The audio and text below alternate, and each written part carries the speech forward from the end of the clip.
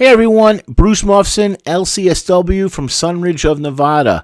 I'm coming to you with more breakdowns. As everyone knows, obviously, we've been releasing songs, one song after the other, from Mac Miller's, rest in peace, Mac, last album, and we've been going through the different songs.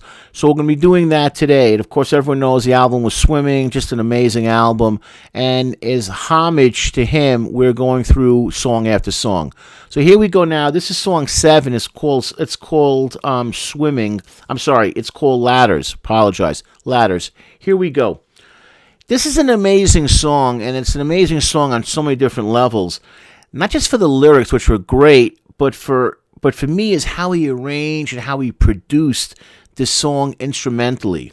He layers it beautifully, and what a talented musician he truly was. And listening, I heard flavors, for me, of bossa nova. I heard flavors of jazz. I even heard funk. This song, as someone said in one of the comments, could literally be played anywhere, over a loudspeaker, again, I'm using the term Kmart, but they're about to go out of business, but you get the idea, just anywhere. Sears, Walmart, dating myself, Sears is gone too, but Walmart, just fantastic. Ladders is also a great title for the song, as it just takes you in a new direction. And I want to share this with the listeners also. I'm realizing from listening to the song, and again, I said this before, each song I have to listen to about 10, 15 times to get the flavor of it. He didn't just put these lyrics and these titles out there randomly. Each one meant something to him. This was a very, very personal album, I'm realizing more and more. And Ladders, where you go up or you go down, is a perfect metaphor for that. And finally, I want to just throw this last compliment out there. This song could be played in a tiny nightclub of 75 seats and literally at a stadium that could hold 50,000 people. And so talented that he uses the music to set up the lyrics. And often in music, you don't always find that, but he had the ability to make that happen. So here we go. In the first paragraph it goes, and this is in the chorus, somehow we got to find a way, no matter how many miles it takes. I know it feels so good right now, but it all come falling down when the night meet the light, turn to day. And what I liked about this paragraph is that what he's saying to me is that I see the end, and I have to get away before it destroys me. The high feels good, oh, so good. But in the end, you still have to deal with life around you. And night is a tremendous metaphor for not being in the right frame of mind. Again, I was saying, since the Old Testament, you've seen the term night. Night, dangerous, scary, high, be afraid, be in the corners, be in the shadows, night. There's literally thousands of references to the term night in movies, plays, books, theater, you name it, music. But what's also interesting to me is that this is where the two twin towers of depression come together. Depression and addiction come together, and they come together as one. And they make it so much more difficult to deal with it. So he goes, when you're on top, till the ball drop, you never seen it be so real. True words never spoken. What happens with depression is you get into the spiral. Depression, down, addiction brings you up. Depression, down, addiction up. What starts to happen is it starts to become faster and faster. Depression, down, addiction up. Depression, down, addiction up. Depression, down, addiction up. Depression, down, addiction up. That's what happens. And the problem with that is that you turn into a gerbil running like those circles in like a little cage that every kid has. And eventually the gerbil will run, and then finally, all it got out of it was some cardio, because the circle took it nowhere. It's a circle run. Be self-aware when you're hitting and feeling this way of thinking, and you're getting into this kind of frame of mind. Red alert, shields up. Because other issues are going to be happening as well. And this is where the dual diagnosis part comes in, that you want to try and head off at the pass and not have it slam into you like a tsunami. You want to avoid that from happening. Now, he then goes to say another line, There's a reason why this album is called Swimming. He goes, I'm swimming a bit. There's always that water reference in almost every single song on this album. And then it goes, well, I'm a maintain, I'm staying so high, put the ladder all the way up till we touch in the sky. That I will continue to stay in this mindset. Let's go as high as we can to get away. Or think we're getting away, but in the end, all you're doing is lying to yourself. And that's so often with, in therapy and in counseling, is that we get into this mindset that only people we're really lying to is ourselves. No one knows, no one sees, no one figures out. But in fact, we do. I was talking to someone in my family, a family member, like a cousin, and I said to him when I'd seen him, I said, hey, I think you're dealing with depression, like things aren't going so good.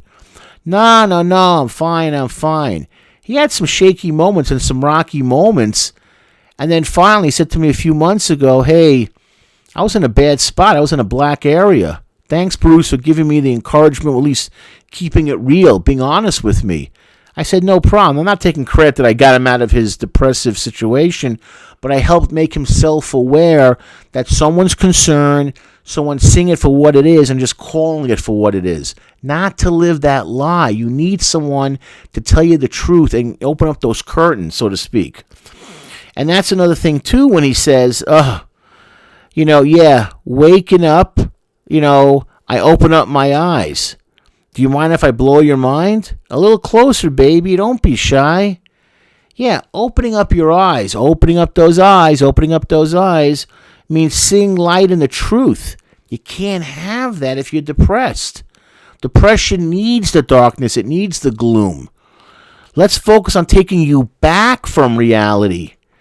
As one person had said to me, I knew that I was living a lie, but it was my lie and my fantasy, and avoiding the truth about what I had become. So let me share this. When you guys hopefully do look for therapy, please take the time to find someone that is competent and will do you good and not harm. I am underlining the word competent 3 times. 1, 2, 3. Competent is in all caps and it's red.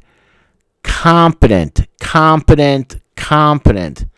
I spend so much of my practice and my day job, my night job, my weekend jobs, with all I'm doing, and it's always about trying to deal with people who are not competent, giving advice to people that desperately need people to look out for them. You got to find someone competent, and that will do you more good and not harm. And they will help you if you're living a lie, because what therapy is meant to be is to be that light. That's the point. And the goal of therapy is to point you in the right direction and to get away from the need to feel that you have no options to work with. Finally, I want to say this to you.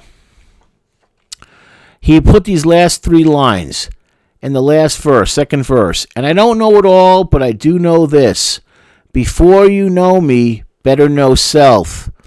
And I've been in this blank so long that it doesn't smell. Wow. That's an amazing 3 lines. Know yourself. We're led to believe, from Hollywood, that this stuff happens overnight. We just feel good. Wake up in the morning, some tough love, you run 5 miles, you drink some orange juice, and you're ready to rock the world. Okay, that doesn't happen that way. Okay, it takes a lifetime, and for everyone, it's different. Don't compare yourself to others. One of the things we're trying to prove on this channel is you don't have to follow the crowd. It's okay to be yourself. I've worked with people, it took them 2, 3, sometimes 4 years before something I said struck home on that coconut, and it finally made sense. What he said, see, that line just bothered me. The last line, I've been in this blank so long, it doesn't smell. Meaning he didn't see himself able to get out of the muck, out of the mire, out of the garbage. He had been stuck in this so long, he didn't see the way out. So I'm just telling you from experience, you want the clarity, it can happen, but it comes quicker if your brain's not filled up with anything that's self-destructive. Not just drugs and alcohol. Could be overeating. It could be destructive relationships. It could be a toxic living environment. It could be a toxic work situation. There's all these different factors that go along into this. So that's why, but I'm just saying it's a lot easier to see things clearly when your brain is clear of destructive, corrosive influences. That's why if you're struggling with depression and addiction is right behind it, it's not the way and it's not the answer. Go get help from a real competent professional therapist that can literally change your life in a positive direction and give you the tools to be successful. Thanks, guys.